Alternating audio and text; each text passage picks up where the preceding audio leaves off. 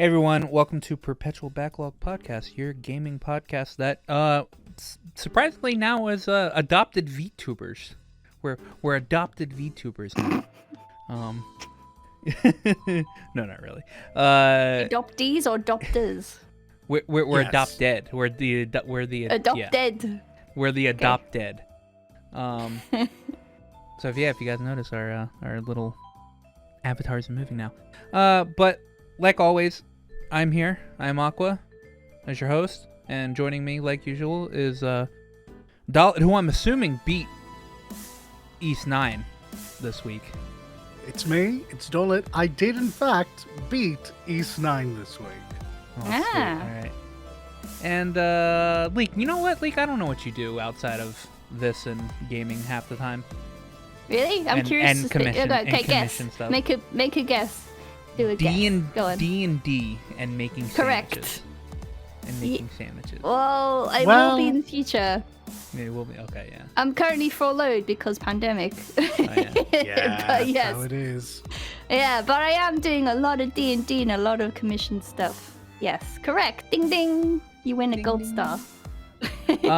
But yes, this is a little different. We have moving avatars now, where in a little bit we'll have changing to looking like we're talking avatars when we Ooh. speak. Yep. Oh.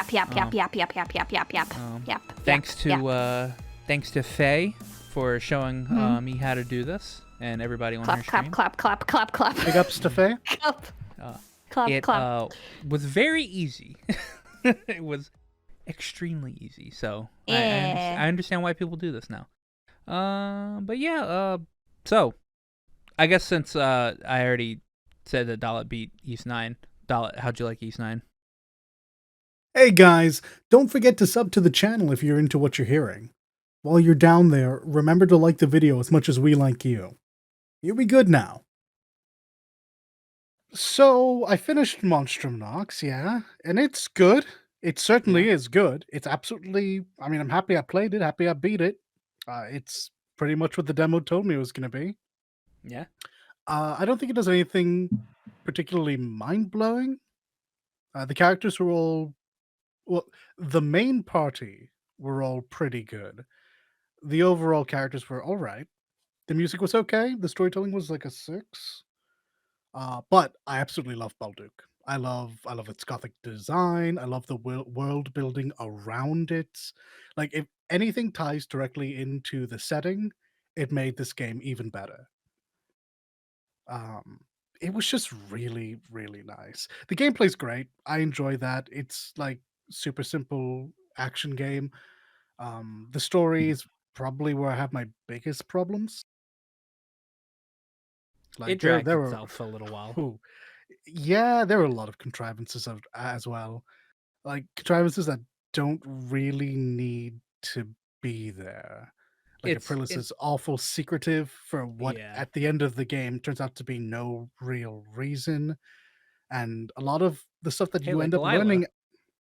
Like, a lot of the stuff we end up learning at the end of the game just wouldn't matter if we knew it sooner because of the way that the game kind of forces you into the setting.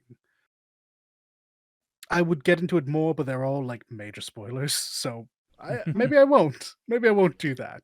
How does it force you into the setting? Okay, well, this is something I can absolutely talk about because it's not a spoiler. Your character is literally forced to stay in this city because of a curse. Oh. Yep. And until such a time as you break that curse, you're not going anywhere. And so a lot of the secretive nature of the narrative kind of ends up being like, well, we weren't going to leave. We would have just had more information as we were helping you. What is happening here? Mm-hmm. But it was all right. Like, this is not like a bad game. This is a good game. It's not great. It's good, and I plan to play it again on a harder difficulty just to wrap up the trophies, and then I will probably never touch it again. Yeah, And I have it's nothing to no write interest home in about. playing the other East games. Aww. Yeah, I do not like Adol. I don't see why he's there. I would have much rather played as Krisha or Hawk. because I probably shouldn't I say mean, his name. Adel's only there because he's been the character since East 1. Well, I'm trying to So- figure out if East 9 is a decent point of comparison to the other East games in terms of the role Adel plays in the narrative. Oh, This series would have been better set as a Final he's Fantasy game he's where you play as a different person every story. And Adel could have still been like, you could have still been reading his books as he was just I don't know, a writer later on down the line. he's outside of East 1 and 2 and Celceta. He's never been the main point of the game. He's like he's there by association. He just rolls up. Yeah. He rolls up to an area and is like, "All right, well, time to figure this shit out." Yeah, and I imagine that would have been really, really novel the Oh, and first East and 8. second time And it East 8. happened. And East 8. Oh, is he not the lead in East 8? He is the lead in East 8, but I'm saying outside of East 1, 2, and 8, and Okay. Celceta. So, the other ones, yeah. he's just kind of rolled up and was like, "Okay, I'm here, guys." The East 8 is that, I mean, he's on the boat with everybody, so they all get marooned on the island. So I mean, he's the only capable person that can really do anything. Okay, and I think that does a lot to like help Adel as a character because he felt not even lacking in my playthrough. It really felt like I should have been playing a 80% of the game you weren't even playing as Adel. I wouldn't have said that out loud, friendo. I mean, and that's super true of me, who the moment I could play as anyone else absolutely did. Though Adel plays great, I should say that. Like as a function, he's wonderful. As a character and his journey through this particular story, it was bad. I mean, and this game is definitely similar to Oath and Felghana or Ark of Nepistum, or I didn't play East 5 because East 5 never came out over here. Okay. So and there was a reference to East 5 in Monstrum Nox. It was the when they mentioned the sands, the desert area. That's East 5, and I understood that was a reference to East 5, but I was like, man, I really wish I could play the East 5. And then this after game's super self-referential. I found myself often going, that is very clearly a reference that I do not get. The entire ending of the game is a giant reference to earlier games. I was like, this is absolutely an awful way to end this game. East 9 is an awful first. Done that. East 9 is an awful first game. Yeah, and don't get me wrong, I do understand that I decided to pick up this series at the 9th game. Yeah. But I feel that there is a good game in here on its own, and it was hampered by people who just couldn't help but add Adel and all the references therein. Well, I mean, yeah, if you would remove the Adel and remove all the references and just, put in generic anime protagonist 1. Not even. I genuinely, I would have had it been Marius. And I would have made this a spin-off. The young fellow you meet in the prison, and I don't want to go much further than that because that guy. If it had been his story with like just the complete removal of Adel and had this been a spin-off, this could have been a pretty great, albeit fairly short story, and it would have been grand. I think it would have been much better for it. Maybe I don't like. Okay, so like I obviously have the differing opinion because you've only played East 9. All right, exactly. I've played every single other East game, and so like I understood the references, I understood what was going on here. It was something that I'm very used to. and like I'm like, this is an East game. This is what the game is. It's an East game. So you walk in as Adel. Dogi's there with you because he's with there throughout like 95% of the other games. I can't And believe they didn't have Dogi have a bigger part to play. He was he doesn't so have a much big part to fun. play in 8 either. Oh no, he's so fun to listen to speak. Yeah, Like well, the writing for the Dogi actor. is so much better than everyone else because it's just a guy being really friendly.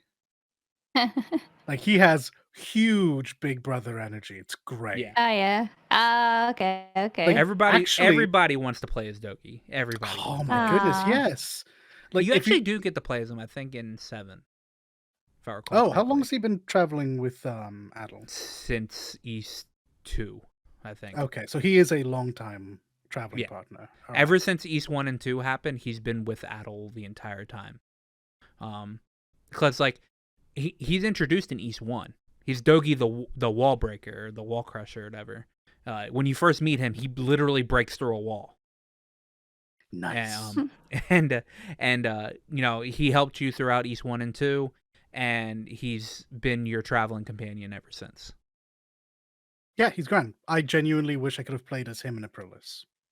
Yeah, I think the only time Dogi's not in a game with you is Celceta, and he's only there. He's only not there because Celceta is a prequel game to I think it's the 3rd game in the series. So like technically Dogi hasn't been traveling with you ever since 1 and 2.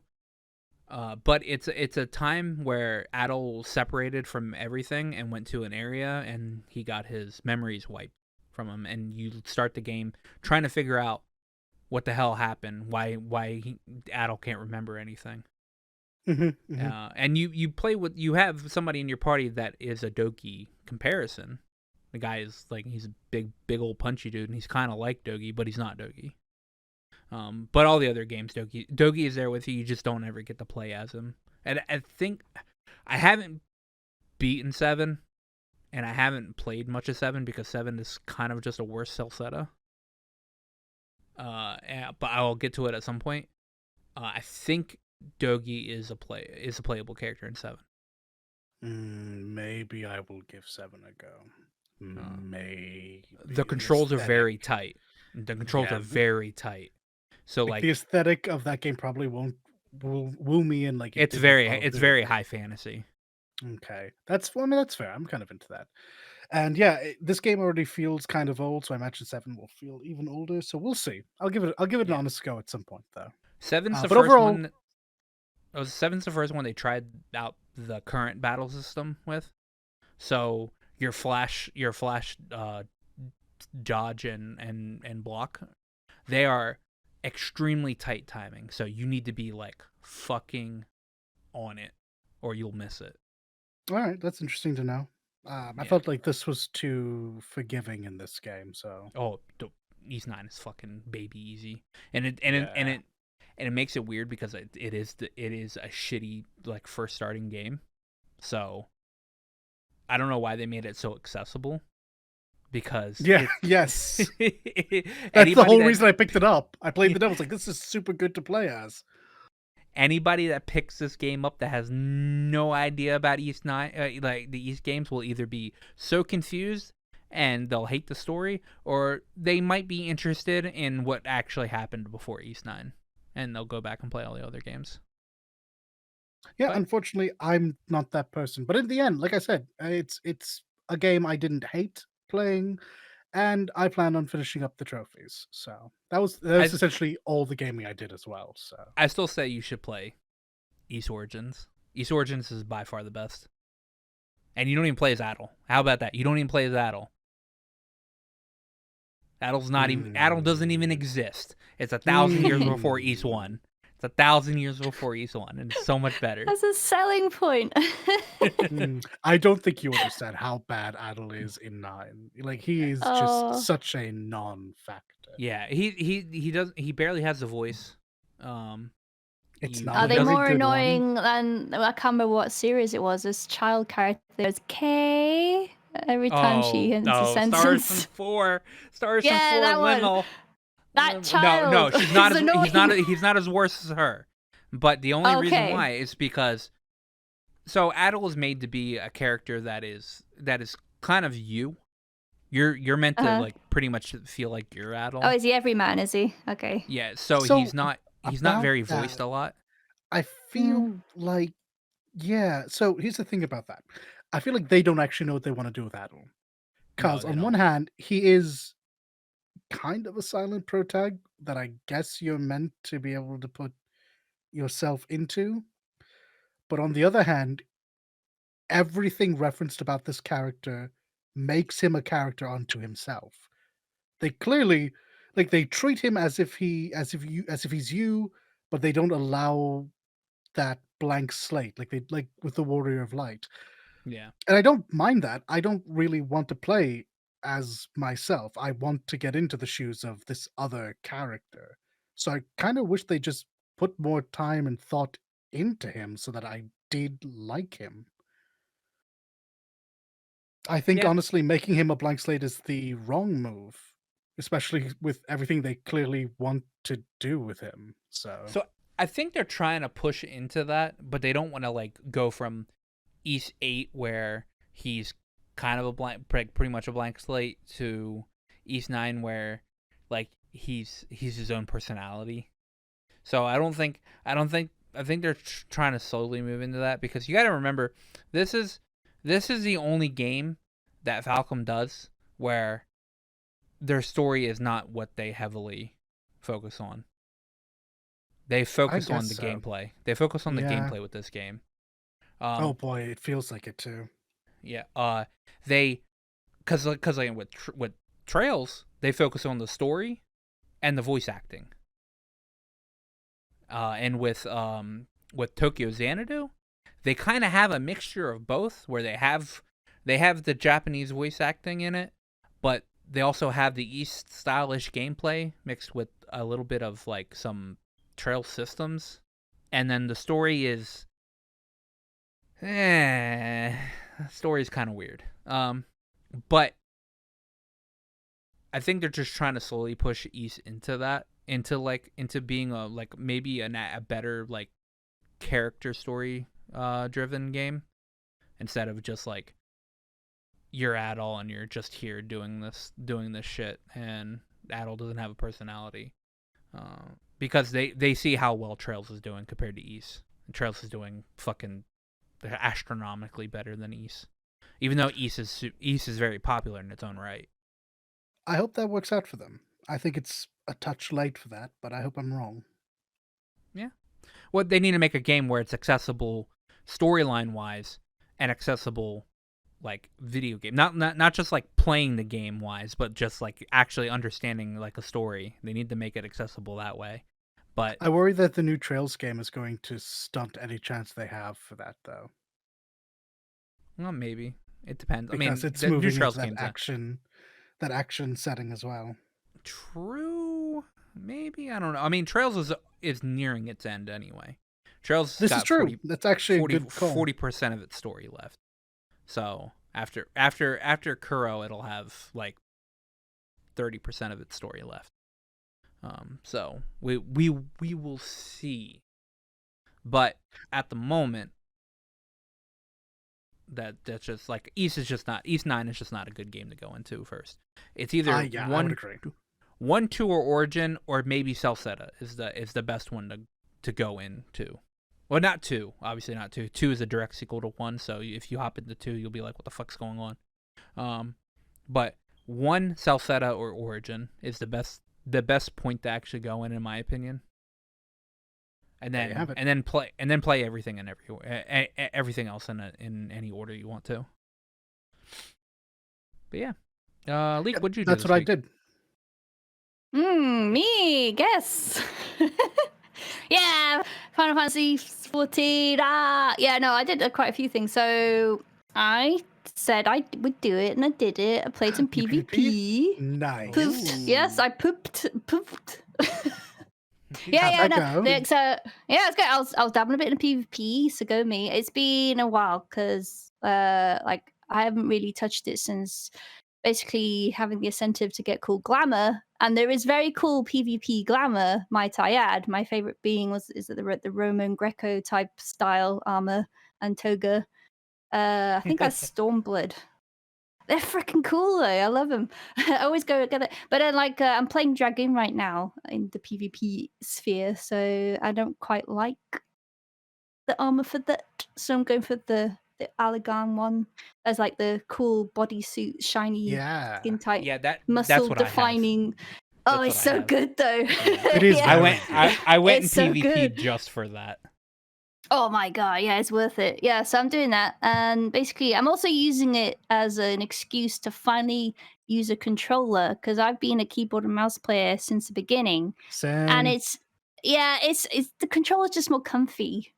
Just laying back and just playing. It's just more comfy. So it is. You just have a controller and you do everything via that rather than resting your forearms on the table. The game was created for a controller to be very in mind just due to the fact that it was going to be on console. Yeah. So and everybody it's not does bad like at playing all. on the controller. Yeah, it's not it's bad. nice. It's just, I like doing it. I prefer keyboard and mouse, but I do like the controller. Yeah, I mean, I'm usually generally a keyboard and mouse player, but I'm sat on my ass. I just want to lean back and play. So no, I'm happy that you do that. We'll have insight now. Yes. So it's not too bad. It's just muscle memory at this point. That's all it is. So I'm doing that. That's one of my goals while I'm trying out PvP. You gotta double tap your triggers, man. Yeah, really, truly. What else? I haven't tried Ravel Wings yet. I've just been doing Frontlines mainly. I think you're gonna like it when you try it. Oh no, I believe it. There's lots of big mechs you can run around in and stuff. But that's yes, there is. But so another thing I did in 14 was that I'm going to mention Sly again. Yay! Yeah, he runs like a radio station every week, and it's the first anniversary this past weekend. WSLY Tokyo Pop Radio, but he threw a party and did some DJing in his 14 mansion in the Velvet Room. So yeah, it was a Gundam themed party, so we all dressed up and stuff like that too. Oh, you love to hear it. WSLY. Yeah, it was his first time. He said it for a whole year. Yeah, whole year. Congrats so to congrats. Sly. Yeah, that was fun. That guy. So there was like the party, then they were doing prize giveaways and stuff in the end. It was all good. Lots of cool costumes. I feel like I caused a bit of strife though, because I was only like level 30 and I wanted armor. So here's the story. I was only level 30. This is my excuse. Okay, everybody, don't be angry at me. And all I could have access to look like the thing I wanted to go as, which is Zaku 1 from the original Gundam, right? That's what I wanted to do. So the closest I could get to at my level was like, the heavy iron armor set, it was like it's attached helmet to the body piece, basically. Oh, the 2-piece. Yeah. So I got that, and I got I got different gloves. There's like the different gloves to the set to make it look like the arms, and I bought expensive dye for this. Okay, I was also low on money, so this is all I could do. Yeah, so it didn't look too bad. It looked fairly similar. You could match it. I posted up a picture on my Twitter and stuff, so I felt justified. I did my best with what I had.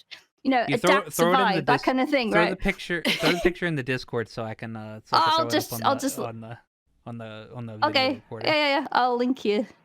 So yeah, I did this thing. I wasn't expecting to win anything. It was just this thing I threw together as best I could because I like fancy dress. It's always fun. And yeah, I won 1 million. And there was like people going, yeah, I won 1 million gil. Oh, nani? Wow. All right. That was nice. Yeah, I wasn't expecting that. So I felt really bad because there are people who really had put lots of money into their costumes and stuff. I was like, shit. You're like, what's in my closet? Yeah, fuck. It's like bargain bin cosplay. That's what I did. Jesus. It was fun though. It's a lot of fun. But there's like prizes they do every time too. So, hang on. Yeah. Yeah. I mean, you don't have to worry about it now. Like I said, I'll throw it up on when I edit it and everything. I thought I got it. Ooh, wow! Actually, honestly, to be fair, that looks pretty good. Dollet posted it. Yeah, I mean, like it kind of matches the color scheme. You got the silver part in the chest, and the arms are silver. I couldn't get obviously the helmet because there's no. I don't think there is a helmet in 14 that has that type of shape. So. Oh yeah, and there's no bazooka. Have a very, very particular one. Yeah, and there's no bazooka or anything, arm cannon or anything like that. I couldn't do that. You see, this is the fat boy rolling glamour of Dark Souls. Mm-hmm. Is what that is. It was chunky, big chunky mech. It was good. Well, although there was one there was a couple of Gundam Wing folks that were running around. The one dressed up as Hero, that was pretty good. But it's like vest and short get up thing, and apparently there was a lot of there was someone who did like a Catboy version of Gundam Wing.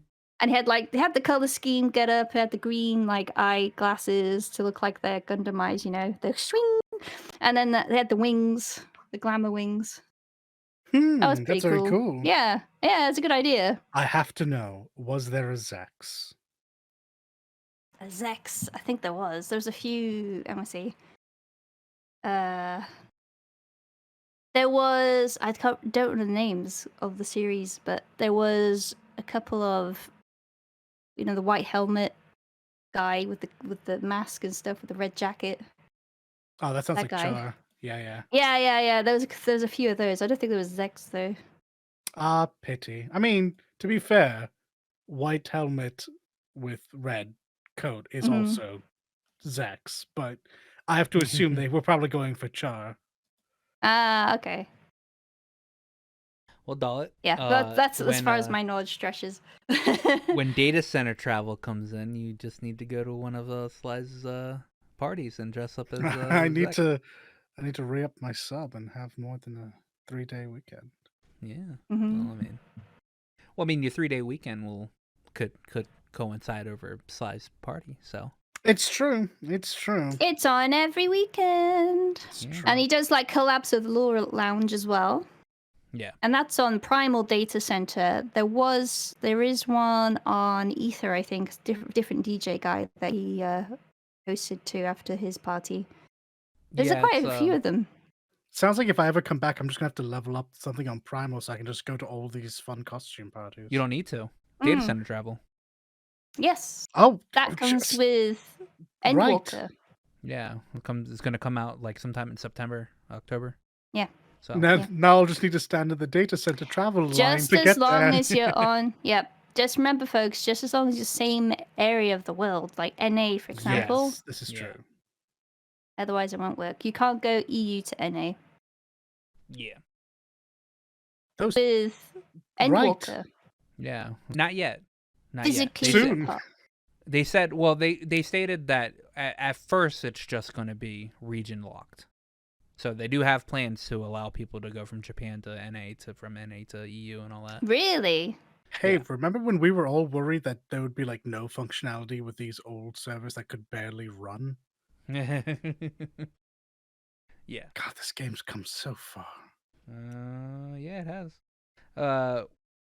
Was that all you did, Leek? That was all the time I had, really. So yes. All right. Mm-hmm. So, well, happy you enjoyed your Gundam party. Yes. Mm-hmm. Yes. I need to. I've never attended Sly's parties. I've always went to the stream, but that's because I'm really lazy and I don't want to log on. I'm gonna tell him. I mean, I've told him myself, I guess, before. So. I mean, you can always support the radio station. He has a Patreon as well, so I am a patron of his. There you go. He's doing more than you, Dollar. Yeah. So fuck you, man. Yeah, no, this is true. But Sly's got my love, and that's. I mean, does he have that from Aqua? Yeah, that's why. Love don't pay bills, bitch. Boy, you ain't kidding.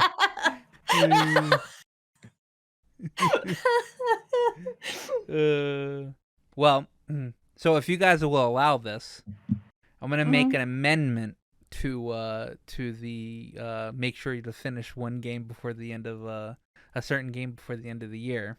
Oh, I'm now gonna that I've take. done this, you are Okay. making changes. No. I'm only swapping the game. I'm not like swapping the rules. All right. Okay. Mm-hmm. Instead of Yakuza 2 or Yakuza 1, because I'm still in the middle of Yakuza 0. I'm going to do Super Robot Wars 30. Oh, okay. Okay. Yeah, I'm getting that when it comes out. It comes out. Were you talking to Sly about it? Oh yeah, I mean, I've been slightly in a weird mech mood for some reason, and it's not just can't because imagine what it's not just it's not just mech because moods of are Sly. not weird. Embrace it. No, I imagine it's actually because of Sakura Wars, right? Yeah, kind of. I played Sakura and I was like, mechs are pretty cool or whatever. And then like Sly is like doing his little Super Robot Wars 30 like war where he's got Reels versus Supers, and Reels is winning by like a crap ton margin, and I'm like, man, I like so the only reason why I'm not on the Reels team or whatever is because I don't like conformity, all right? And so I saw out of the 200, there was like 200 and something thousand points, all right, for Reels, and like fucking Supers were at like 54,000 points or whatever. And I was like, you know what, fuck it, I'll do Supers, all right? Fuck you guys, all right. I'm a Reels person. Code Geass was like one of my favorite animes, right? And the Code Geass mechs are considered Reels, like Reels mechs. Yeah, there are not going to categories.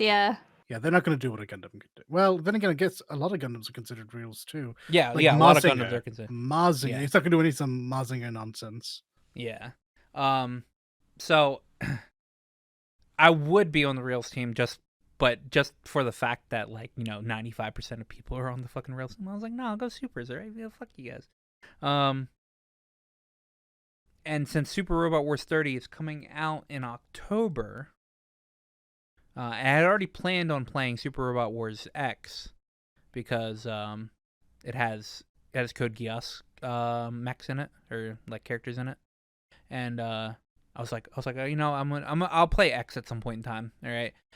But 30 also has Code Geass, has Lelouch the Resurrection mechs in it, so I'm like, okay, you know what? I'll do that.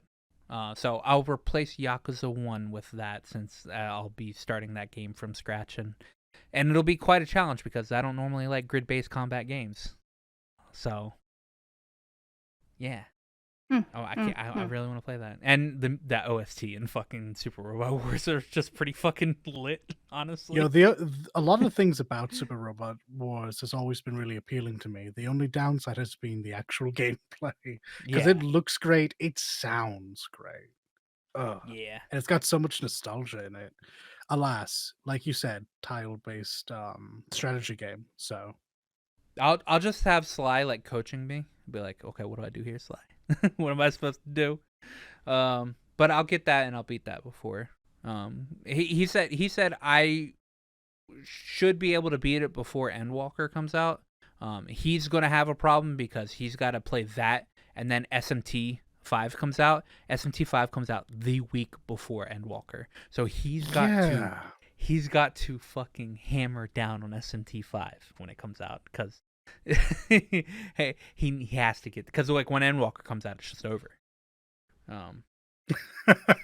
it's just over. So yeah, I'm gonna do that. But for what I've done this week, I played some 14. One, I think it was Friday night. Friday night, after Faye got done raiding, she's trying to get this like one glamour piece out of Paglathon, and she did some today, so I don't know if she got it. She's trying to get a healer, the healer top out of Paglathon, and I was like, it was like it was like 2:00 in the morning, and I was like, yeah, fuck it, whatever, I'll tank for it or whatever. And so me, her, and two of her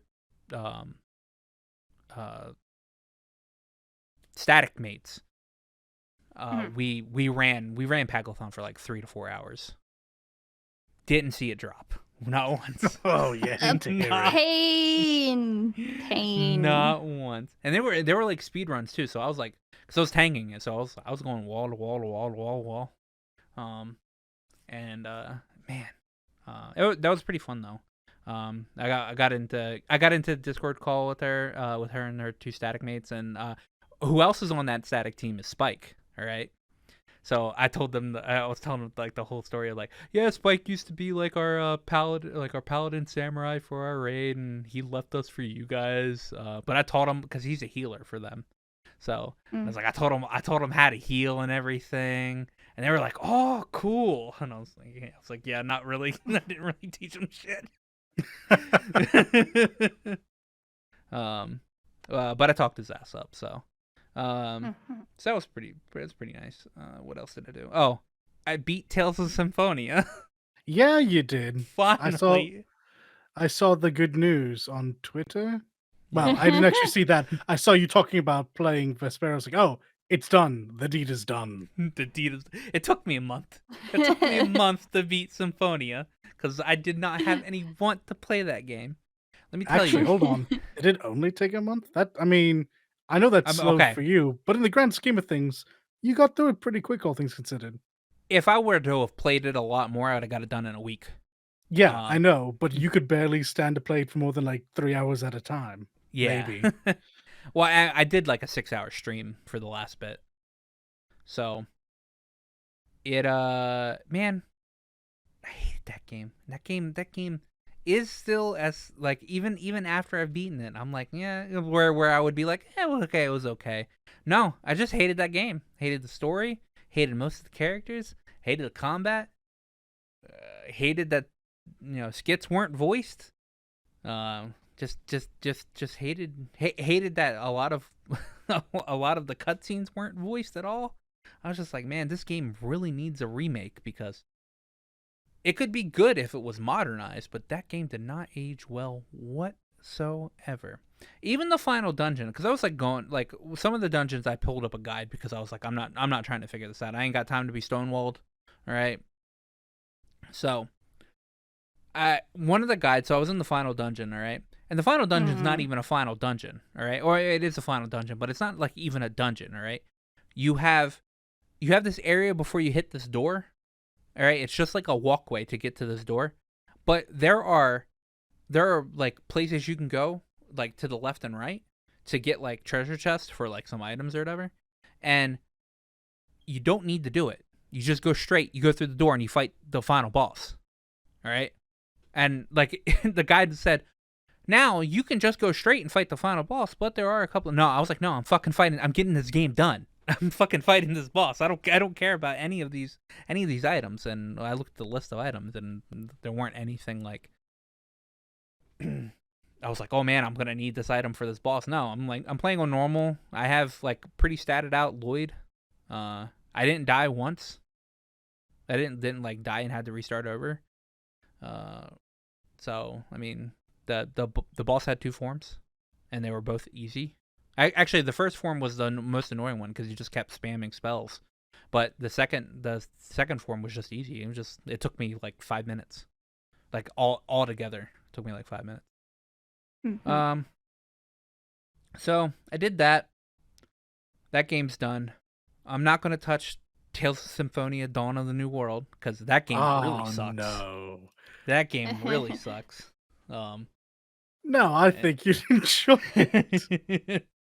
I hate the main character. I hate the main character of Dawn of the New World. The only good side of the main character is that he's got a split personality, and his other personality is Johnny Young Bosch.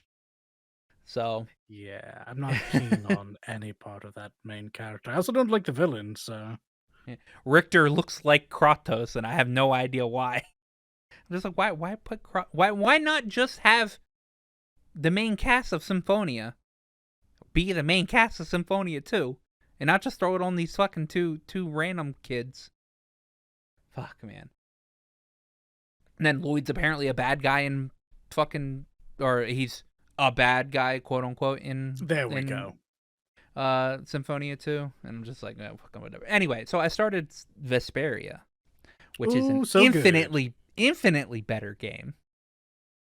Infinitely better game. I loaded the game up and I started walking around. I was like, oh my god, this feels so good. It's 60 frames. And then got into combat and was like, yes, I can combat feels real good. Free roam combat. Oh yes, I have that on easy, so like I fucking 2-hit like random mobs because I'm not getting stonewalled. Because I did bump it up to normal once, and that was right before the boss of Amid Hill. Mm-hmm. And no, actually not the boss of Amid Hill. Is that a boss? Yeah, the boss of Amid Hill, and that fucker. I didn't die to him. I didn't fail the fight. But holy shit, was that a problem? Because I, for the life of me, cannot remember who the boss of that is. It's just one of the. It's a monster. It's just a monster. Okay. If you remember playing the demo of Vesperia, I did not play the demo. It's the demo. Okay. The 360 Vesperia. It's. I bumped it up to normal after playing for like on easy. I was just like, you know what, normal can't be that hard or whatever. No, I wasted a bunch of items because holy shit, that boss hit like a goddamn truck. Again, he was like 5 levels above me because I hadn't been really actually grinding. But you don't get any grade on easy, so that's my only it's my only myth about playing on easy is that you don't get grade. But I understand because you use grade to do New Game Plus stuff, and if you just play it on easy, you could just like literally farm out grade. Like, I mean, you can still farm out grade super easy on normal and like anything higher than that. That's what I did. Well, yeah. I mean, you just risky ring fucking Rita. Blah blah blah tidal wave. Blah blah blah tidal wave. Blah blah blah tidal wave. Mm-hmm.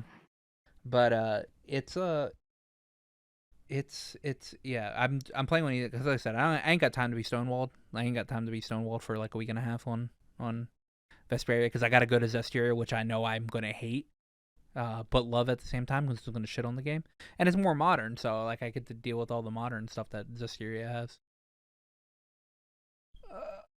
But yeah, well, I hope you enjoy your time through Vesperia. For what language are you playing in? I'm playing in English.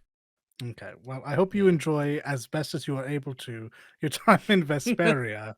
Yeah, because I really enjoy that game. I even enjoy the combat in that game, I think, more than you.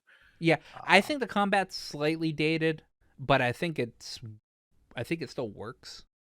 Yeah, the early part of the game is actually pretty rough in Vesperia. Yeah. Not difficulty-wise, just because you can't do all the fun things. So the part where I'm at to do. I just got I just got shining fang, all right, and I have dragon swarm as well. Fang. Yeah. So I do shining fang and then dragon swarm, shining fang and then dragon swarm, shining fang, dragon swarm, just like, and then usually the enemy's dead because it's on easy, so they don't have a health pool, or if a fucking fatal strike pops up, I'm like red trigger. Fuck, man. Yeah, no. The only gripes I have with Vesperia is the same gripe with Vesperia Definitive Edition. Let me rephrase that. Because I don't have any gripes with Vesperia outside of there's no voice. There's a lot of the shit is not voiced in normal Vesperia. But Definitive Edition, on the other hand, while pretty much everything in the game is voiced, there are some very bad reasons. There's some very bad stipulations to that. One being, Yuri Lowell has 2 voice actors, and he goes from I'm a sarcastic asshole to hey, what's up, guys? You know what? Estelle, you could just come with me. Forget about Flynn. And just join Brave Vesperia. That's pretty much George Grant's voice for Yuri. It's so nasally. I don't think George does a bad. I don't think George does a fine job. Yeah. I think he got absolutely screwed by having to follow. No, it's not his fault. It's not Grant George's fault. It's not his fault. He's probably a very good voice actor or whatever. It's just he's okay. Let's not get. Well, he's okay. He's an okay voice actor. He's respectable in his own right. He probably does all right roles. The problem is that the localization team decided to, hey, let's not revoice entirety of Yuri and just put him up right next to Troy Baker's Yuri in the same fucking sentence. Because you can actually tell when George Grant's about to talk. It's the moment Patty walks in. The moment Patty walks in and says something, Troy Baker's out of the room. He's not there anymore. It goes to George Grant, and he goes from sarcastic asshole Yuri to fucking surfer dude. All right? Yeah, that's pretty true. All things considered. I'm dying here. It's. I don't know what they were thinking when they decided to do this. They should have just revoiced Yuri entirely. They should have just done that. I mean, just pay Grant George a little bit more and just voiced him entirely. I will do you one better. I think because there was no PlayStation release, and because of the added content, there was enough going on that they should not have felt the need to revoice everything. And the parts that were not voiced the first time around should just not have been voiced this time. I mean, I can agree with that, but there's a lot of new stuff that got voiced. Exactly. Shouldn't have been voiced. Should have been all. So you think all of the new stuff just shouldn't have been voiced? Like all of the super new I stuff. hate Like not to even say it, but yeah, because really there's a lot do. of story. There's a lot of important storyline that gets put into Definitive Edition that. Maybe it's just my boomer brain speaking, but I used to have to read through my games, so I'm same used to it. Same here. I don't like reading, honestly, but same here. Yeah, and honestly, if it would have saved this weird thing that happened, yeah, I think it would have been better for it. So my second biggest problem comes from the fact that there are new skits that are Definitive or PS3 version only, all right? And they are on the volume level of half of what the normal skits are. And they sound like they've been recorded through a tin can. It's so weird. How did they drop the ball? I'm going to absolutely bitch and moan for a second. So, I genuinely do not know how this came to be. I recognize that there were new players involved, that the studio that they used before clearly was not the studio they used this time around. And that very likely the person working on it, the engineer working on it, was also different. However, it is the simplest thing in the world to listen to an older skit and the volumes of the current one and normalize that. It is not a difficult process. I don't know if they were just strapped for time or if someone just said, yeah, no, we're not paying to give you any extra time on this. Just get them together and send them out. But oh boy, it's very bad. Like Leek, I don't know if you understand this. The background volume, the background music overshadows most of the new skits. That's how that's bad mixing. That is horrible mixing. I'm just like, how did this get through QA? How did this get through QA? Like going through, the new skits are a bit low. Fuck it, whatever. Like, I genuinely think that's probably closer to the truth than it should be. Mm-hmm. Obviously, there was, because that would have been brought up, almost certainly. And obviously, someone said, we can let it go. That's not a priority right now. No time to fix it. Just so. Because remember, you can't put too much money into this. This is not a first release. This is technically, even with all the new Definitive items, this is a re-release. I'm going to tell you, they could have put a little bit more money into this because I know this sold very well. A lot of people, if for nothing else, a lot of Sony players that like Tales have been waiting for this particular game for a very long time. Yes, they have been. Like, we have been waiting for it a very long time. God, I was devastated when they just decided, we're going to bring everything out on Xbox 360 and on Sony in Japan and not in the West. What? But why? I never understood this side of the Tales team, because they did this with Eternal Sonata.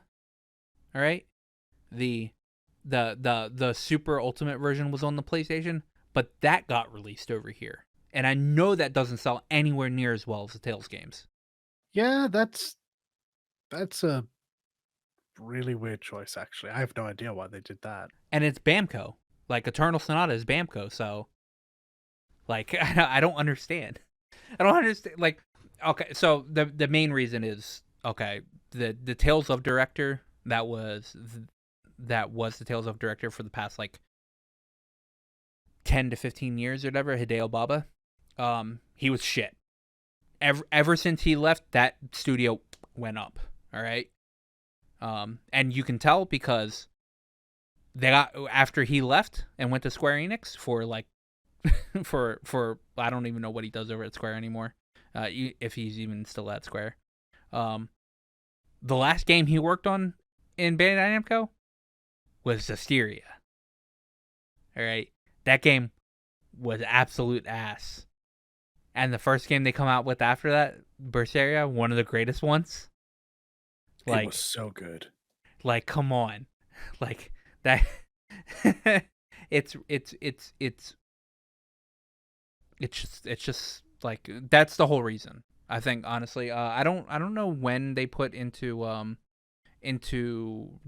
when they started doing the resources for Vesperia Definitive Edition, but I think it was still under his supervision for at least half of it.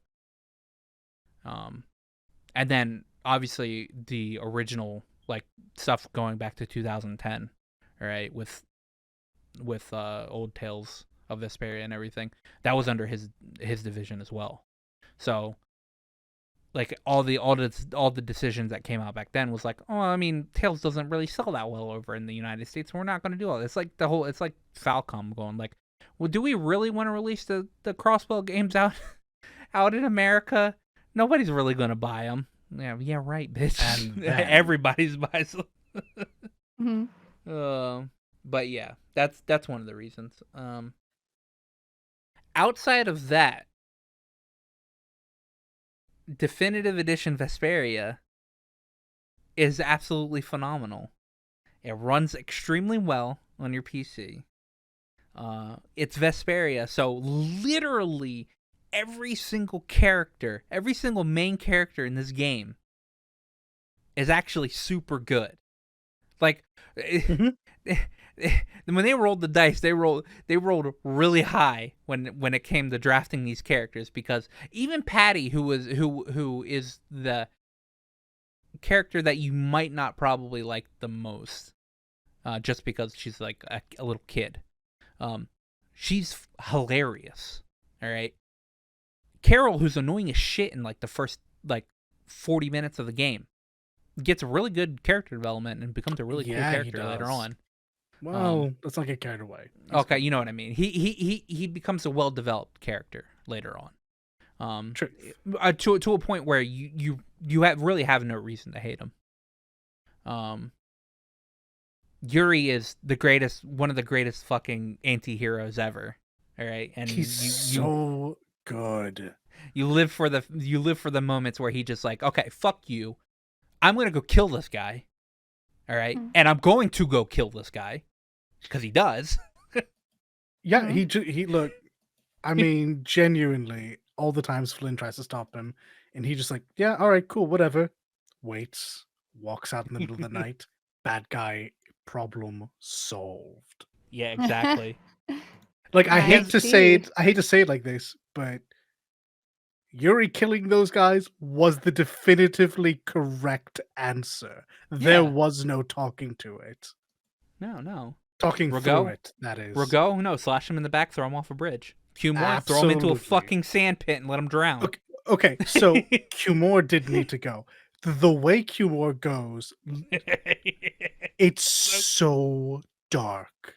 It's so good. Like, people bring it up, and I still think people undersell how much of a monster Yuri was in that moment. Yeah, dude, he just stood there and fucking watched. Yeah, I know, it was so good. So good. No, I love this game. Yeah, God. I'm where am I at? I just got Patty. Like she just joined the party. So I'm at the ghost ship. Jeez. Okay, you're flying through this game by comparison. Well, one, I'm on easy, all right? All right, so nothing's really posing a problem, all right? Two, I like this game, so I've streamed it like for like 4 times in the past 3 days. All right? Back. So, yeah, this is me when I like a game versus me when I don't like a game. I'm like, man, Yeah, I really kind of just forgot after, the Symphonia debacle. I'm just like, oh, man, yeah. I'm at the ghost ship part, which means I'm like slightly, like I'm like halfway through the game. Honestly, I think Barbos is like pretty much like the halfway point of Vesperia, and it doesn't feel like it half the time. But Is that halfway? I think it. Oh, so there's an achievement for getting to Barbos at level 15 and killing him at level 15. And they usually only do that for like certain segments of the game, because like Vesperia, if I recall correctly, Vesperia is split up into like 3 different segments. There's getting the Aquablastia segment.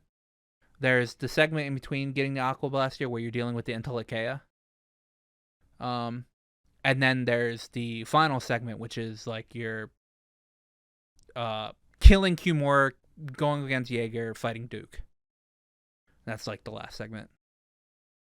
I'm missing some spots in between because I played the definitive edition, got up to, where did I get up to?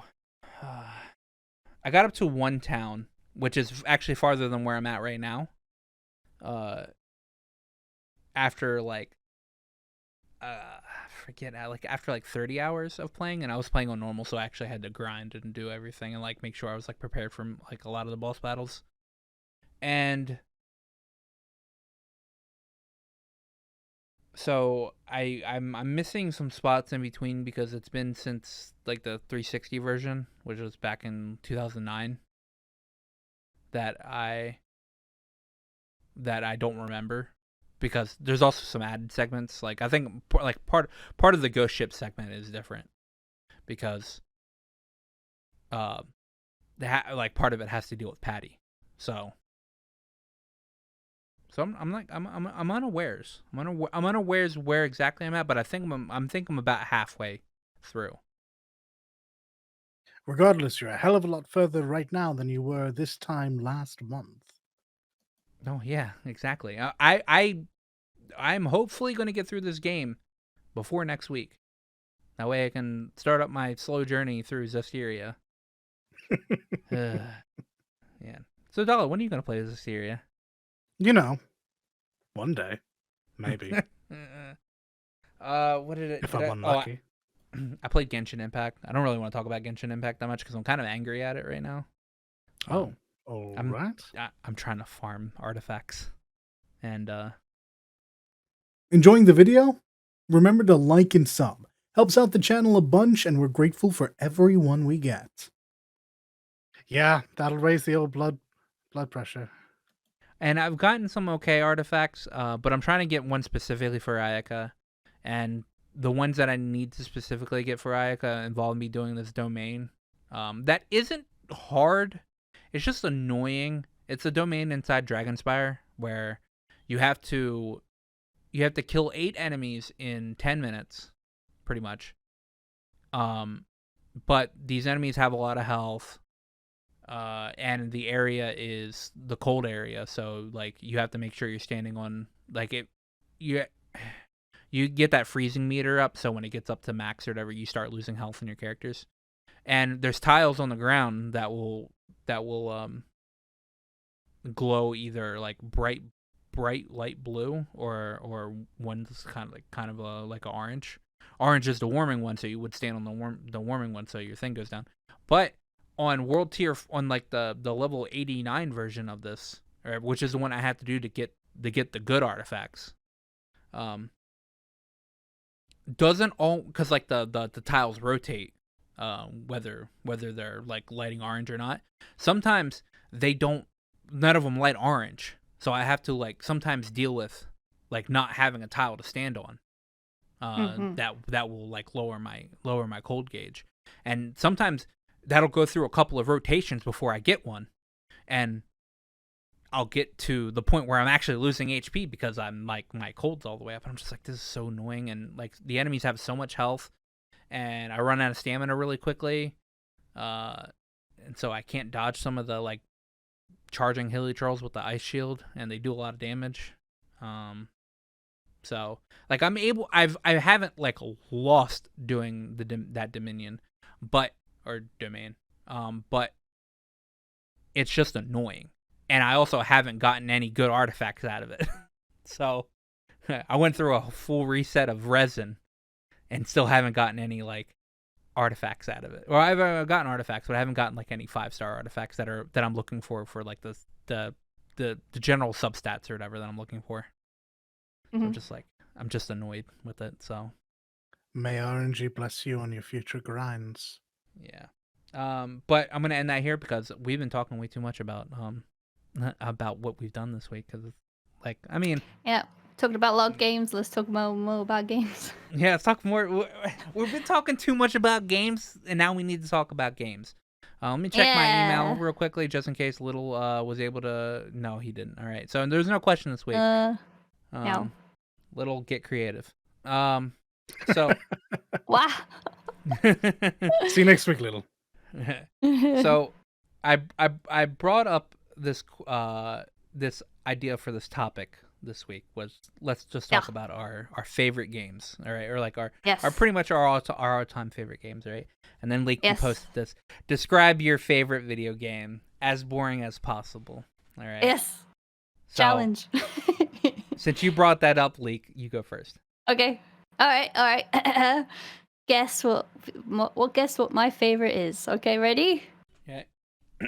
A young adult is not coping very well with loss, and he thinks he knows better. He's strung along by someone older who offers a lot but also doesn't lift a finger to help the gullible young man. And it sucks. At least outside is very scenic. I hope the older being pays for the veterinary bills. There are lizards. Oh, Shoutout the Colossus. Yeah. Yep, this is correct. That's so good. Very good. You know what gave Excellent it away? Game to choose, you know what gave it away? And there are lizards. Yeah, and there are lizards. That's the one thing that gave it away. Because before that, I was like, man, I was actually thinking Legend of Zelda right before, and I was like, Legend of Zelda, and I was like thinking, and then you said and there are lizards. I was like, oh, this is Shadow of the Colossus. Yay! Good. Yes, I fucking love that game. It is very artistic. Mm-hmm. It did break. Like it was talked about being one of the games that showed that games could be art as well. That's one of the things that they strove for. And it's not just the way that it looks; it's just the way it also plays with your emotions on a very deep and manipulative level.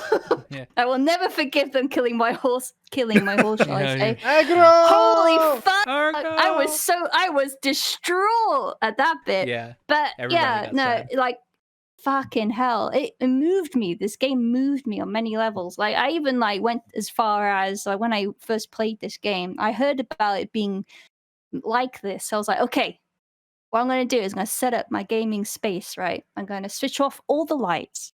I'm going to center my TV. I'm going to put on the surround sound. And I'm going to sit in the dark and play this game like a fucking cave gremlin. Oh, and I'm just going to play it straight all through the night. That's what it did. It was awesome. It made the right choices. Oh my God. It was so immersive. Like it made it, like I said, it was toying with your emotions. It really fucking did. It does. Like usually when you go out to kill a task to kill great monsters and colossi and beasts of that kind of thing, right? Just to save someone you love, right? You think, oh, no problem.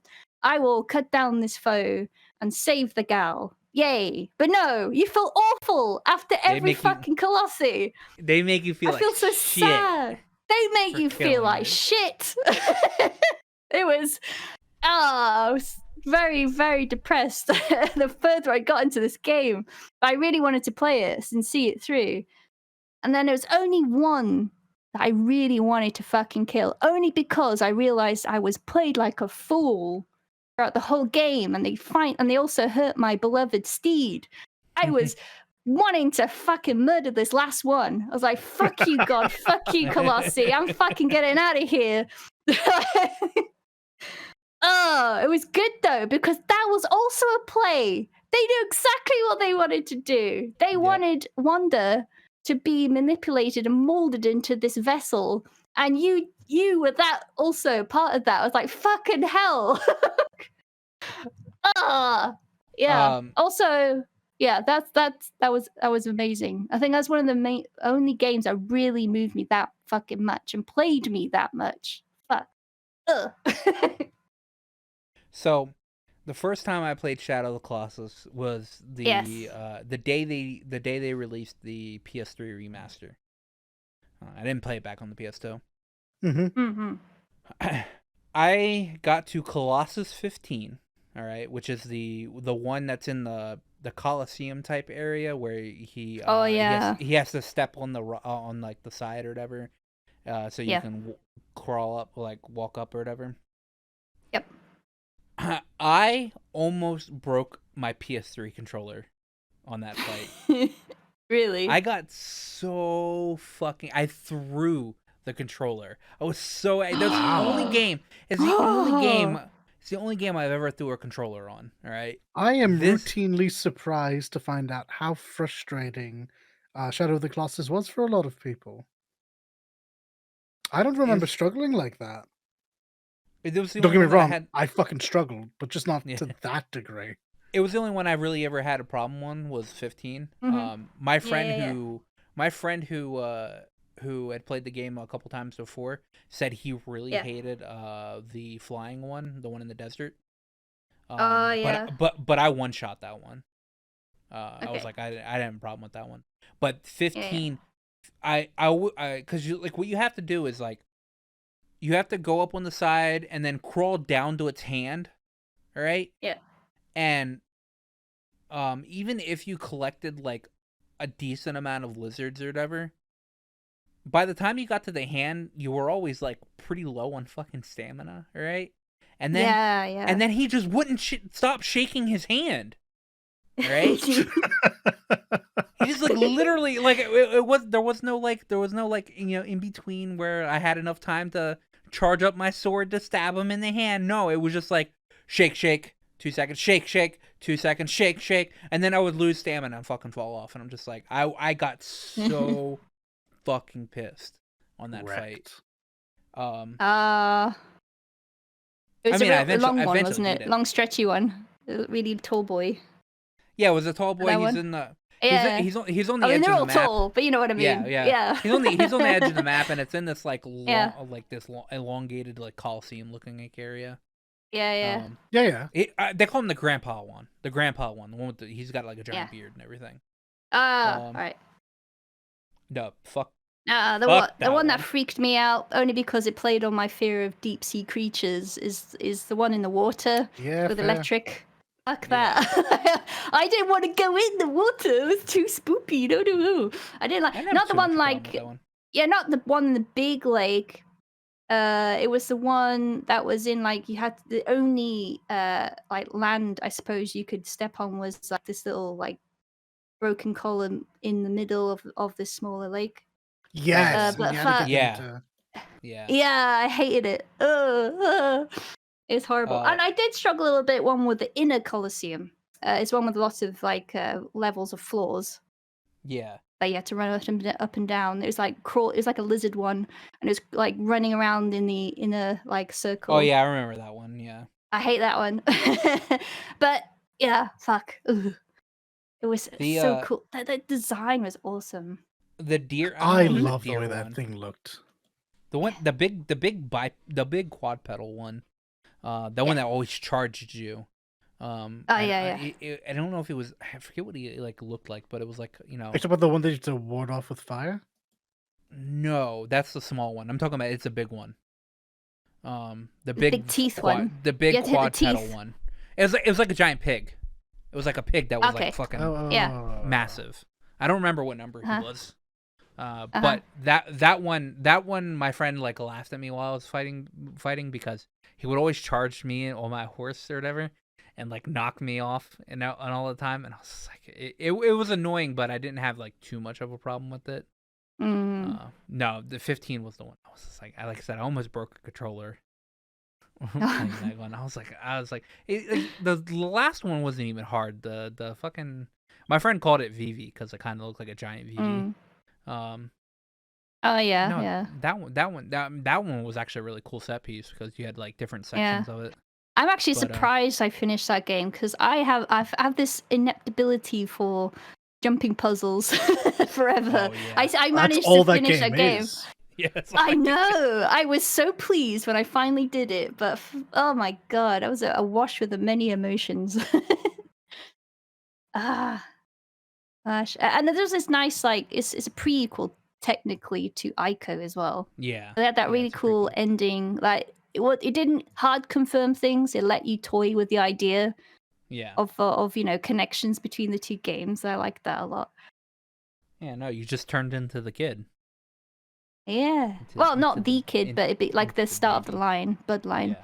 But yeah, I also went as far. I love this series so much. I always went as far as reading the novel of Ico as well. It's called Castle in the Mist, authored by Miyuki Miyabe. It's translated, of course, into English. Yeah, and that went further into the Ico lore just before the game, how the Ico characters came to be and their origins and stuff too. That was fun. I like, yeah. I think that's the only book in recent times I've read of that's tied to games and stuff too. It was pleasant. What's reading? I loved that game. What's reading? To be fair, that game has a lot to love, especially like Blue Point knocked it out of the park when they remastered it. It's stunning. Yeah, I'm almost the sense of scale. It's just this giant dead-ish world. Like it's not dead, but there's just this overwhelming sense of like nothing. It's just claustrophobic almost. But yeah, no, it's like it's wonderful, and I really enjoy it. And it's almost like, claustrophobic that there's nothing there. Well, yeah. so See, what I mean by that is, like it feels like no matter where you go, you're stuck in the same Yeah. place. Yeah. Like there's no sense of like meaningful growth or anything. So yeah. I never really played The Last Guardian. I've watched it being played. I haven't had a chance to actually play it. I hear How you're about not you missing guys? much. Really? That's a shame. Yeah. Unfortunately, I kind of went into the announcement of that game with this game's been restarted 3 or 4 times. I don't expect much. Yeah, it had a lot of trouble. It was getting messed around a lot during its production, so I'm not surprised. That's a shame. It still looks beautiful. It does. And what they did with the AI of the big griffin. Yeah. The good doggo. boy? The good boy. That's really impressive as well. Yeah, the giant good boy. Yeah. No, I really like Fumito Ueda.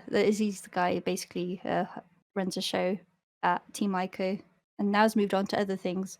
I didn't realize until I was looking at his history that he worked on as an animator on Enemy Zero. Enemy Zero, if you know, is an old Sega Saturn horror game. It's a psychological horror because Enemy Zero, you don't see your enemy at all, completely invisible, except for this, alien movie style bleeper tracker, right? That's all you have. Like echolocation. Oh, yeah, that's wild. Oh, it fucking terrified me. Dark corridors, you can't see fuck all. And then you hear your bleeper going bleep, bleep, bleep, bleep, bleep, bleep, bleep, like, ah! I feel like that's a YouTuber's dream game. Fuck. Oh my god. The story is shit, but it's really scary.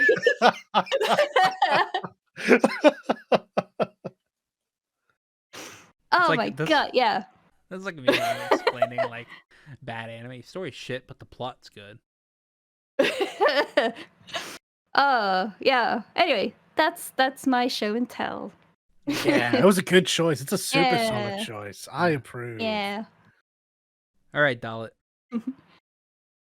Okay, Describe the game in a so boring manner. I don't know about boring. I'll describe it poorly. Mundane. Should we say mundane? Dream Boy and Traveling Nun learn that organized religion is bad, get together with besties, and kill a cardinal 3 times, then kill his dad, and then God. Oh, I don't know this one. Hold on a second. You have to Wait. explain that one again. I'll say it slower. Yeah. Oh. Dream Boy and Traveling Nun learn that organized religion is bad, get together with besties, kill a cardinal 3 times, kill his dad, Oh, I and get it. God. Final Fantasy With the 10. JRP. You got it. You nailed it. Oh Yeah. I should've thought Let's all remember what Seymour Guado is. He's the cardinal. Yeah. Yeah, that's right. Okay, There you go. Yeah. Well, Final Fucking Fantasy Seymour. 10. I was worried that Dream Boy might give it away immediately, but No, I Yeah, didn't. yeah. I didn't think about. Honestly, I should have just thought Final Fantasy 10 because I just know. I've said it favorite multiple game. times. We've talked about like, it so many times. There's only 2 games I'm ever going to choose, and it depends on the day. It's going to be Metal Gear Solid 3 Yeah. or Final Fantasy 10. That's it. Yeah. The if you had said Cardinal, Dream the Boy with Cardinal, dad and issues, then- maybe you would have got it. Oh no, that's 2. That's 2 on the nose. when you said Cardinal, then Dad, then God, that's what kind of threw me off because I for one don't see Seymour as a cardinal or whatever. But I guess that's kind of what he is. He's a religious figure. Yeah. Yeah. He's not quite a pope, but he's the Pope's right hand. He is a cardinal. Mm-hmm. And then I forget you even fight you Yevon because you Yevon's not even a fucking like. He's just a tick. He's just a tick. It pissed me off so much. It would be an awful anticlimax if the rest of the ending of that game wasn't so good. If Jekt hadn't just happened, that ending would have been heartbreakingly bad. Yeah. But in reality, you have Jekt there to be the actual last boss, and then you have Yevon there to be the one that lets everyone get their aggression out. Yeah, this is a game about Lyme disease, folks. Be careful. Yeah. Don't go around trusting false tick gods. Always check for ticks, okay? You can play the international version and level up Yuna to like god levels, and fight your do the dark Aeon fights, and you're just like, oh shit, I shouldn't have done this. Yuna's great. Yuna's probably the second most powerful character, maybe third in the game, and it's because she is like an astounding red mage. But Final Fantasy X is amazing, and I love it. And I play it way too often. Like not speedrunners levels of too often, but I play it pretty often. I think I've said before that I play this game like I used to anyway. It's been a rough couple years, but I used to play this game like once a year. I think the only game that like once a year. Yeah, I think the only game that outpaces it is 14, but that feels unfair. Just because of the amount of time I've put into it. But yeah, like there's so much I enjoy about it. The cast is so good. It's Square's first time on a voiced game for Final Fantasy at least, and they just knock it out of the park. I think of the entire major cast, there is only one person I have an issue with, and honestly, it's not enough to make me stop enjoying the performance. That said, I don't care what anyone says. Heidi Barres trying to hit those poor, unfortunate lip flaps was a mistake for Final Fantasy, at least. And they just knock it out of the park. I think of the entire major cast, there is only one person I have an issue with. And honestly, it's not enough to make me stop enjoying. Nah. Just play seagull noise. To be fair though, this game is incredibly quotable. And even the bad scenes, even that scene is remembered fondly. Yeah, no, fondly. What I was actually going to say was... It's definitely joked about and memed to death. Yeah, memed into the ground. What I was actually going to say was, this is my story, and you're not even part of it. This is my story. God, it was so cool to see him in Kingdom Hearts 2. And you're not part of it. But yeah, like, Goodness gracious, I love 10. And I think, like, as much as the characters are good, I love the music. Oh, the music of Yes. 10 is Music absolutely is phenomenal. fantastic. Oh god, the music. Mhm. To Xanarkand, Tidus's theme, Sudeki Dane, Via Purifico, the Dane. main battle theme, 1,000 Otherworld. words. 1,000 words. That's 10-2. You can carry on. I never. That's Yeah. different, yeah. I Uh, actually had to stop at the massage machine, scene. oh Massage god, scene. I just couldn't. massaging LeBlanc. I was like, it's just the noises she was making, and I'm only like a teenage girl at this point, just playing this game. Like, I better stop now. I'm in my room. No, I think, yeah. 10 to Close this, I'm gonna close this game now. I know a lot of people were like, "Oh god, that was like a really hot scene." I was like, "Oh god, I was so terrified someone was gonna walk in. I couldn't wait for it to be over." Exactly. I couldn't.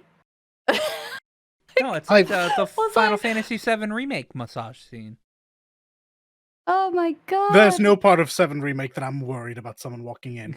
To this day, Yeah. right now, if I Wait, had to start Even playing the 10-2, honeybee, even the honeybee and is not as bad. I wouldn't feel as like worried for myself as having to explain what's happening as I was with LeBlanc being mounted from behind by Yuna, giving her a Yeah. massage where she is making some very questionable noises.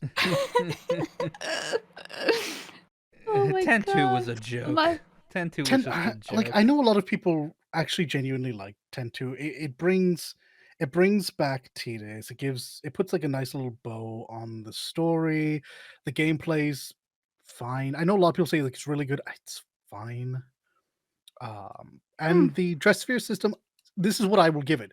The dress sphere system is a very good system.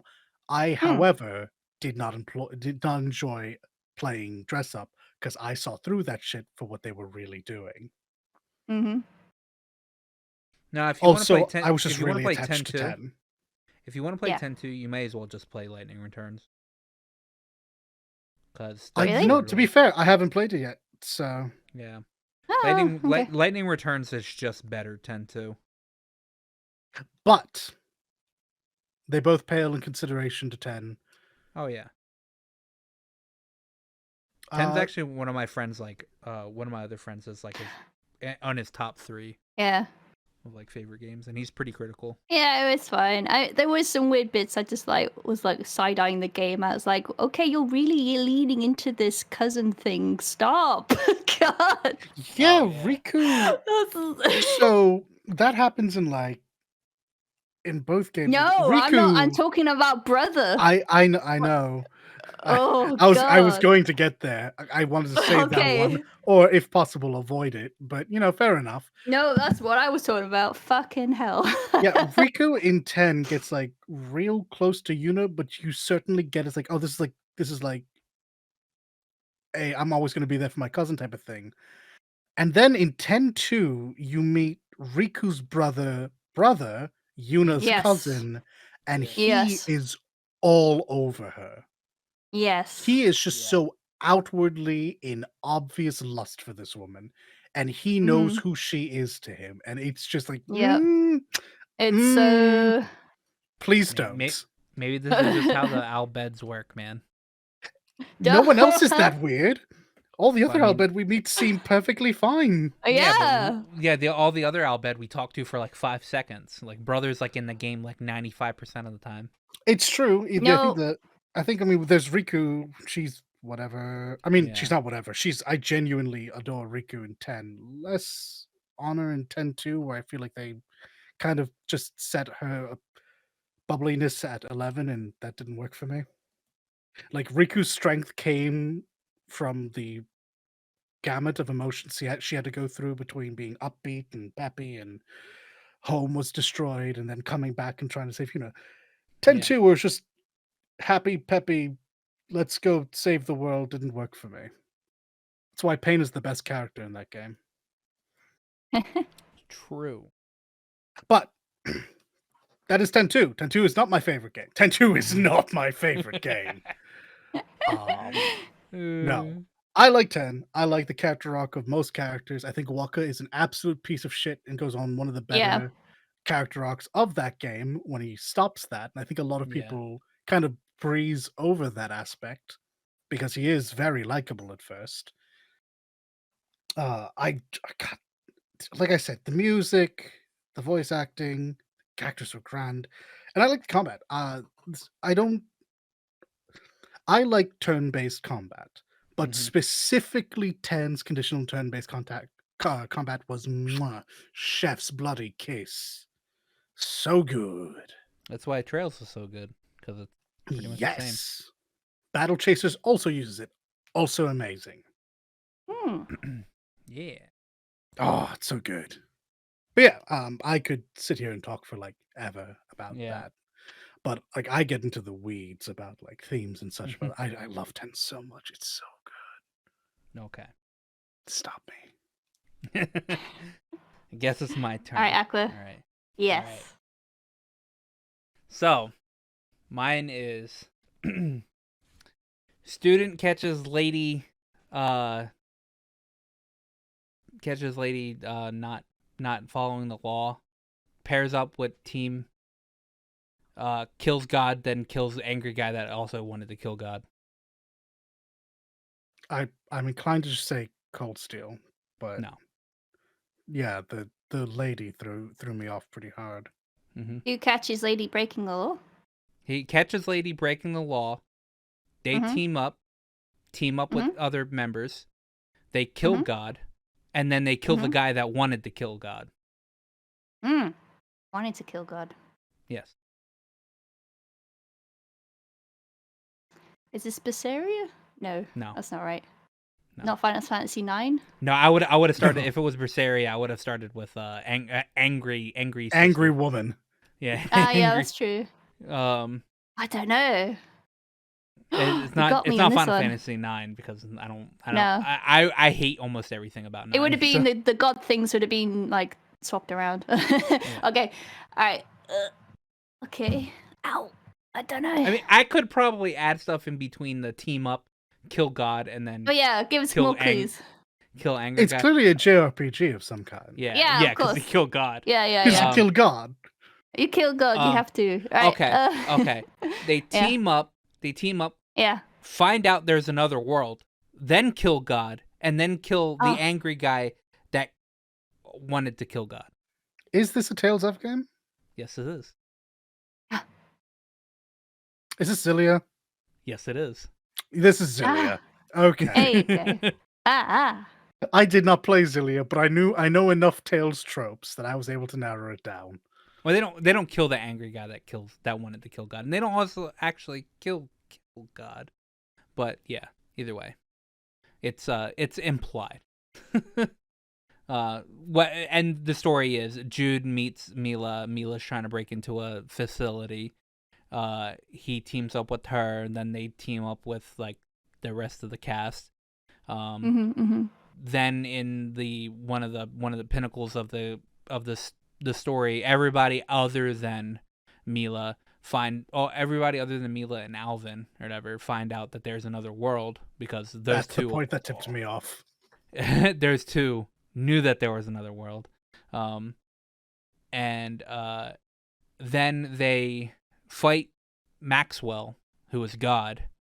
They beat him, and then angry guy comes in and quote unquote kills Maxwell, and then you fight that guy. Angry guy being Gaius, because Gaius is angry, wants to change the world. He is very angry. This is true. Then he becomes a good guy. And then the second game happens. So I had trouble picking, because Xillia is not my favorite game because I don't necessarily have a favorite game. If we were gonna go primarily off of how many times I've played a game, I would have said, boy wakes up from slumber with his two best friends and tries to find best friend and kills an organization. I like it would be Kingdom Hearts 2. It would. Yeah. God damn it! Yeah. But Kingdom Hearts 2 is not my favorite game.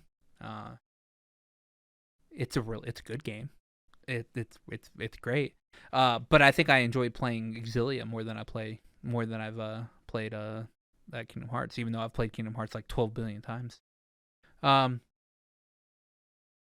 So what makes, because like Dalat's never played, like you two have never played Xillia, so like it's weird because I've played both of the games you guys have stated, but like I'm the only one here that really that's a super huge Tales fan. Yeah, I'm very particular with which titles I make it through. Yeah. So Xillia is like a turning point for Tales games for me, because it's the time where they started using Ufotable for their animations. It's during an age where Hideo Biba was still like the director, but the games weren't horrible. They were just they were like more on the edge of like the less than a super good Tales game. They were still all enjoyable. But it had everything I felt like a Tales game needed. It's got double arm system. It's got really good linear motion combat. It's got really good voice acting in it. You have the cast was really good. Sam Riegel plays Jude. Matt Mercer plays Alvin. I know somebody. I forget who plays Gaius, but somebody I know plays Gaius. I forget who plays Muse, but Muse I know has a decent voice actor behind her, a voice actress behind her. I can't say for Muse, but I know Gaius was Travis, wasn't it? Was it Travis? I'm pretty sure it was Travis. Damn. I forget, man. Travis can do really deep voices, man. It's what he was typecast as for a long time. Yeah. The combat's really good. The world is really good. Like, before you even get, before it even opens up that there's another world, all right, which is a trope in Tales games. Almost every Tales game has two worlds. I have no idea why this is a trope, but like there are some that don't have two worlds. But before it even, this game was at a point when I first played it. All right, I was at a point in this game where I thought it was the ending. I still had 20 hours left of it. I was like, okay, the game could end here. It'd be all right. No. That's when they opened up that there was another world.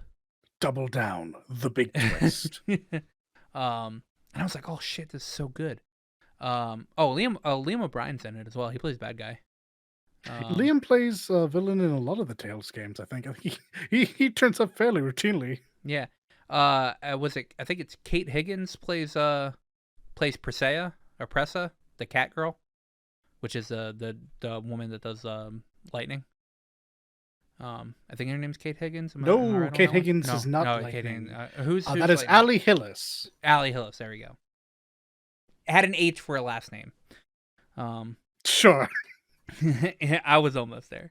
Yeah, I don't know, man. It's just like the story is just like really good. I got really attached to both Jude and Mila, even though Mila's voice actress she never voiced anything. She was a soap opera star. And they got her for the purpose of they didn't want anybody to. They wanted her to sound like she wasn't really human. Which is kind of mean to say about about like a soap opera, but like she's just not a very good voice actress.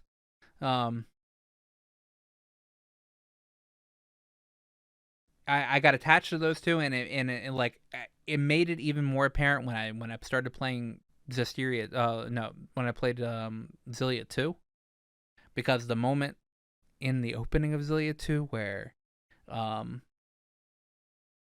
Jude and Mila do like the back-to-back fighting on the train or whatever, I literally always get goosebumps, right? Because the song hits perfectly at that point. The animation is like so good, all right, and I really love fucking Jude and Mila, all right, and they love each other, but at the end of like Xillia 1, they have to separate because Mila has to literally become God. or she has to become the last new name Maxwell for a reason. Yeah, she has to become the new Maxwell. This is one of those games where the Bandai Namco decides, oh, we should try to split the game up where you play as Jude or you can play as Mila, all right? And you won't get the full story unless you play both paths. And they do it. They do Xillia that way in actually a very good way, because there's actually a lot of points in that game where you see a lot of stuff from Jude's perspective, but you see a lot of stuff from Mila's perspective as well. So there's a lot of differentiating scenes, so it doesn't make you feel like you're just going through the same game over again. Skits are amazing. I mean, bazingas. There's literally a skit about bazing. Oh, Todd Haberkorn fucking plays Rowan. Plays an old man. Yeah, that was really surprising at the time, because Todd Haberkorn has, a very, I wouldn't say childlike, but he that's what he was cast as a lot, and then suddenly he does a pretty bang up job as the old man. Yeah, and he's like, dude, I need to teach you all about bazingas or whatever. And then but I need to hear you say you want to learn about bazingas. And he's like, oh okay, I want to. He's like, I need you to say it louder or whatever. He's like, teach me about bazingas. And like the girls are just like pretty much standing right next to him, like, man, come on, man, we're in a public place here. The game's well written. I don't like what they did with Xillia 2, most of it. But that one's well written enough. A lot of people like it. They at least like Ludger, if nothing else. Well, Ludger was a great addition. All right, he was a great addition story-wise. He was a great addition gameplay-wise. I don't like some parts of the story of Xillia 2. I think they could have just stopped at Xillia 1. Because like, I mean, the way Xillia 1 ended, there was no room to make another. There was no like, they literally had to shoehorn something in for Xillia 2. Is what it felt like. Anything about that, would I? I mean, I got 2 follow-ups and they're both bad. Did you? There is a light. Nobody cares light about novel. No, it's an audio. Oh drama. yeah. Yeah, sorry, an audio novel, and boy, oh boy, yeah, no one likes that. No one likes it. It's astounding how everyone is on board with hating that. Hey, I mean, Titus kicked a blitzball and it turned out to be a bomb and he blew up. Fucking, I don't. Back to Xillia 2, please. Yeah, or Xillia 1. Back to Xillia 1. I mean, everything about Xillia 1 was just so good. I platinumed that game in like a week. I did everything in it. It was one of the only games on the PS3 that I did like everything in it. I just enjoyed it so much. And every time I load the game up to play it again, I'm just like, I'm pretty much there for another like 20 to 40 hours, because I just kind of want to do like pretty much everything. The link battle system is so good, because you link with other members, and you can do like linked arts and like linked mystic arts and all that shit, and it's just so good. I think the only thing it's missing, and I'm not 100% sure. Actually, no, I'm wrong on this. There is a cameo battle, and I think it's a cameo of one of like the really older Tales games in it, in the Coliseum.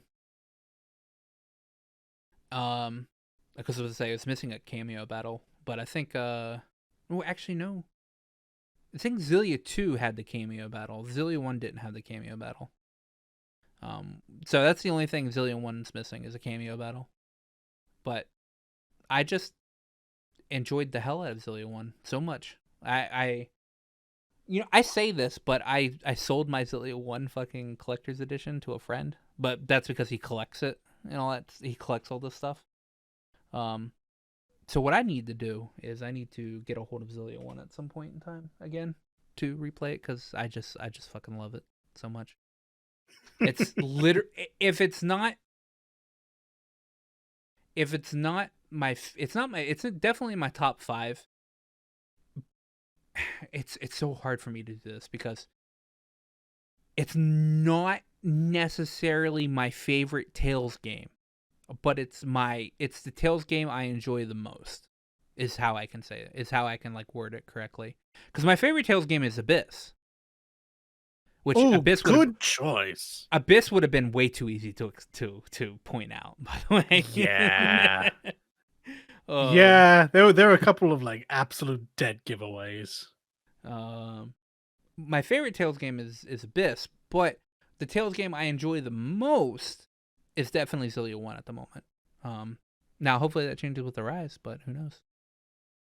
But yeah, that's my pedestal. Since none of you guys have played. Fucking guys, I mean, come on, play Xillia, come on. Is it available on PC? We'll get I to know that. Xillia 2 we'll get to is. that. We'll get to that off of no. Xillia 2's not. Is it not? None of the PS3 Tales games are on. If you don't count the definitive edition of Vesperia, none of the PS3 Tales games are on PC. Well, there's a big reason why I never got around to it. I will talk to you after we record this podcast about stuff. Anyway, whispers. Yeah, that's my choice. So what? Shadow of the Colossus, which I'm actually surprised. Shadow of the Colossus. I thought you would have pulled. I honestly thought you would have pulled something like deeper. There is a piece of me that's surprised it wasn't Stardew Valley, but only a little piece of me. Because I know that fulfills a different thing. Yeah, it's a different thing. It's like if I don't want to think and I just want the repetitive thing to just wind down. That's different. That doesn't mean it's my favorite. Like, quantity doesn't mean quality, in my eyes. So, Correct. Yeah. I mean, because if that was the case, all of us would have picked 14. 14, yeah, I think. Yeah. It was nearly. I was thinking about it, but no. It's just I had to deep think about this. Yeah, because the amount of emotions and every time I think about it, they all come flooding back. It was like, yeah, this game affected me deeply, so that's why it's my favorite. No, that's understandable. Well, like honestly, like there are a couple of games where even if I play them now, knowing what happens, there is an overwhelming moment. So. That's how I am with some anime. Yeah, Doesn't matter how many times I've seen it. Fair enough. Yeah. I tell you what, though, Dragon Quest XI, if I finish it, might become my new favorite because it's also one game that is like fucking blown my mind. It hits different feelings when I play that game, so maybe it's different. Like definitely. Hey. It strikes opposingly. It's just so fucking fun. Well, I mean, here's to hoping we get you in a position where you can start enjoying it again soon. Yeah. Hashtag one day. So what are our plans for this week? Because this show's actually going on a little long. Well, as for me, PvP? Yep. You're gonna do Weapon Wings? Well, yep. I'll try that. I will master the controller. Too right. Yeah, that's my goals for this week. I plan on doing Final Fantasy VII. I think I'm just going to run through Yuffie's bits. So I don't know if I don't know how short it is. I assume it'll take me a couple of weeks all the same. From what I hear, it's like 4 hours. Oh, maybe not. I take it back. Maybe it's not like a full length game. Day. It's just it's like an episode DLC. All right, fair enough. That's my plan. So, like however long it took you to get through any of the 15 DLCs. Yeah, that was an afternoon. Fair enough. Yeah. Tales of Vesperia. Hopefully finishing that. Because I am going through it pretty quickly. So by the time this time next week, maybe Duke will be in the ground. Actually, you don't kill Duke, do you? If I recall correctly. I don't remember him dying. You just beat him and he gives up. Yeah. I think you just beat him and he gives up. Can't wait to get big banged. Can't wait to get big banged. That won't kill me because I'm on easy, and so it'll. Fuck, man. So I remember when I first originally played Vesperia. There was a series of phrasings in that, friend. Yeah. Yeah. When I first played Vesperia, and I got the Duke, holy shit, man! He has a move called Big Bang. It's his Mystic Art. All right? And he will spam that. And yeah, he will spam it. And on the most times, it'll drop you down to 1 HP. Sometimes it'll just outright kill you. It's annoying, is what it is. He's not annoying. He himself is not an annoying boss, but when he gets to the point where he starts big banging you, God. This is what I meant. Phrasing. It can get kind of annoying. I think the first time I beat him, I had to use an all divide. So what does that do? Chop all that damage in that half? halves all damage in half. That means your damage and his damage. So that means, yeah, it made the fight longer, but at least I wasn't getting fucking one shot. So, yeah. Vesperia. Hopefully beating Vesperia. If I beat it quick enough this week, I can start Zestiria, and then I can talk about how shit that game is. And Genshin Impact, because I'm in it, man. I'm in it. I've got the grind starting, man. I'm doing my dailies every day. Wow. I'm not to the point where I'm gaining like a shit ton of Prima Gems all the time, and then going to be able to get to a point where I have like 100,000. But I'm doing everything I can. And yeah, that's probably all I have planned. Well, it's quite a bit, so that's understandable. Yeah, I mean, I'll probably hop on 14 at some point in time, maybe. If somebody asks me, hey, you want to do something? I'm like, okay, fuck it, let's do it. But yeah, that's all I have planned this week. So we will talk to everybody later. This is going on for probably 30 minutes too longer than I probably wanted it to. But you all be good now. Yeah. Bye. Bye-bye. Before you go, remember to like, comment, and sub to us. Not only does it help out the channel and let us know what you're into, but it also makes you 100% cooler than everybody else. I checked with Aqua. It's definitely true.